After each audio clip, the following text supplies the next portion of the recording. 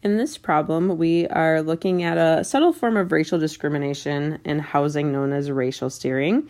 This occurs when real estate agents show prospective buyers only homes in neighborhoods that are already dominated by that family's race, which violates the Fair Housing Act of 1968. So there was an article in Chance magazine that looked at tenants at a large apartment complex that had filed a lawsuit alleging that there was racial steering. So the complex is divided into two parts, Section A and B, and they claimed that potential renters that were white were steered to Section A, while African American renters were steered to Section B. We have the information as far as the actual tenants and the recently rented apartments. So we have to see if there's evidence of racial steering. So I've already put a bunch of the info for this problem down. If you go first to the table and you find totals, you'd add up the 87 and 83. We have 170 white tenants, and then 8 and 34 is 42. So we get 212 from that. Also adding Section A and B, we get the 95 and 117. The null hypothesis is that we're independent for the two categories, so section is independent of race. The alternative is that we have a dependency, so that section depends on race. We need to find the expected counts, which is what would we expect if they are independent.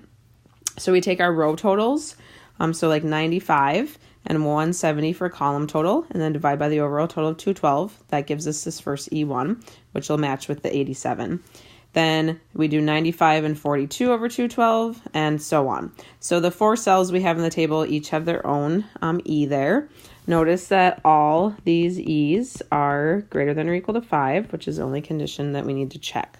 So our test statistic is the observed count, 87, minus the expected count, 76.179 squared over the E. And then we can move to the 8. The observed one is 8. The expected is 18.821. Then we have 83 down here with its count of 93.821 for the E. Finally, the 34 minus 23.179 squared over the E. If you add those up, you'll get a test stat of 14.058. Degrees of freedom is number of rows minus 1. We have 2 rows, Section A, Section B, times number of columns minus 1. We have 2 columns, white and black. So this is 1 times 1, and we get a degrees of freedom of 1. So in StatKey, we can look up our p-value. We need a chi-square distribution, degrees of freedom of 1, right-tailed test, and enter our test statistic of 14.058. And we get a p-value of 0.00018. Okay, so with that small p-value, we will reject the null, which means that we have significant evidence that section here depends on race, and that there is evidence of racial steering. If you actually look at the counts, what we see happening is if we look at the whites with Section A, there are more whites being put in Section A than we'd expect.